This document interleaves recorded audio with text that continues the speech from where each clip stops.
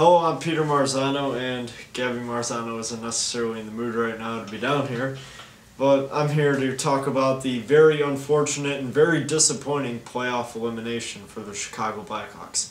Now, after attending tonight's game, it seemed that the Hawks would come out with a sense of urgency, which they definitely did, outshooting the Phoenix Coyotes 16-2 in the first period, but unfortunately none of those 16 shots ever went in the back of the net.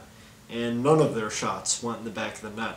An outstanding performance by Mike Smith helped the Coyotes to have a 4-0 shutout to advance to the second round to face another team that plays similarly to them, the Nashville Predators.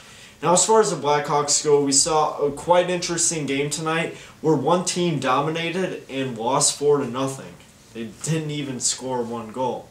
A lot of missed opportunities, a very lackluster power play unit, and not a lot of focus and urgency in the third period led to the Phoenix Coyotes to take advantage of this and end up winning the game and ultimately the series 4-2. Some interesting facts about the series in a whole: that the Blackhawks have outshot them at a 2-to-1 ratio the entire series and have an average 40 shots on goal for the 6 games that they played. The Phoenix Coyotes defeated the Blackhawks 3 times on home ice in the postseason, and if you add them on to the 2 games in the regular season, that's 5 times that the Phoenix Coyotes have come to the United Center and walked away with a victory. Not that they necessarily had the road fan support, but I guess they knew how to play at the United Center. Corey Crawford did not necessarily play his best game or a great series, as we saw through games 3 and 4 that sometimes you really have to look at what you're doing and make those saves, as he made a few soft goals that would end up making the series. So if the Chicago Blackhawks had won those 2 games at home, the series would have been over in 5 games. But unfortunately that didn't happen, and the Phoenix Coyotes with their goaltending ran away with it. So let's look at the problems that the Chicago Blackhawks have to address for the offseason. One of them definitely being their forwards, who are playing but not necessarily making that much of an impact. One of them notably being Marcus Kruger. Now, in Stan Bowman, I do not see what he sees in Marcus Kruger, as he's played a quite lackluster season this entire time, and no difference was made in the playoffs. Michael Frolik had an okay postseason, but he's not good enough to keep and not good enough to re-sign for even more money. And Andrew Brunette, not necessarily the veteran that you want on your team to help get yourself a cup.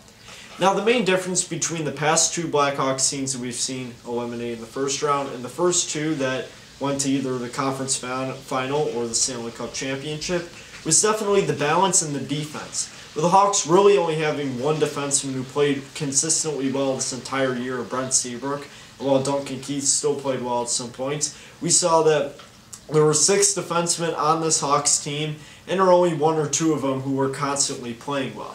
On the teams that won the Cup and went to the conference final, the defensemen were all quite accurate and all played very well, which ended up making a huge difference, along with goaltending that maybe wasn't the greatest, but was good enough to get them a Stanley Cup. And unfortunately, Corey Crawford is not a Stanley Cup goalie, as he seems quite out of position and very nervous when he played in this postseason, along with last postseason. Now the Hawks have a lot of other things to look forward to, and one of them should probably be trying to sign Ryan Suter from Nashville. Ryan Suter has made Nashville's power play one of the best in the league with Shea Weber, and from his power play quarterback carrying and everything that he does for that team, it's quite apparent that Ryan Suter is one of the top crop defensemen in the National Hockey League. If the Chicago Blackhawks pick him up, pairing him with Keith and Seabrook, who Keith will hopefully have a rejuvenant year, along with Brent Seabrook continuing to improve, the Hawks' defense will steadily improve and end up being a lot better, which would definitely make a huge difference come playoff time. Then I also should look for a power forward, as I see them getting rid of players like Ben Eager and Adam Burish, who were basically free to keep, that ended up hurting them.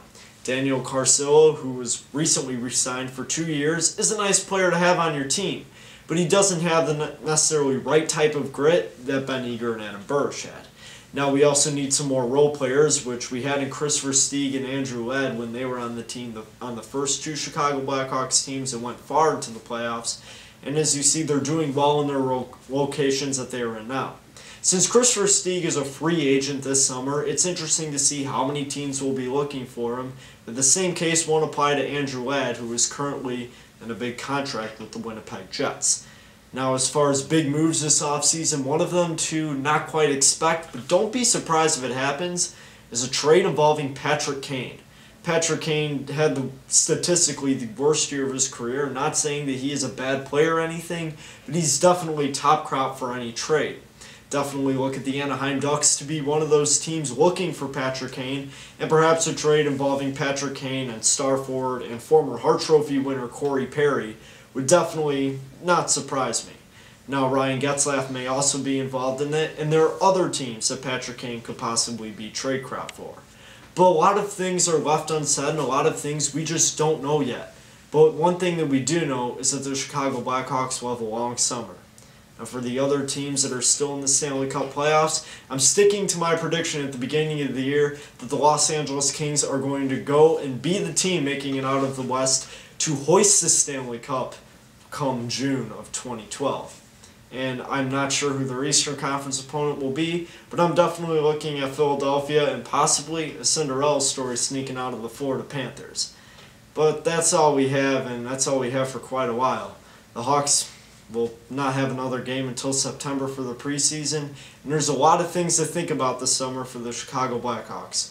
It's going to be a long summer and a long vacation, and hopefully a vacation that is spent right. This has been Peter Marzano, and hopefully we have a good summer.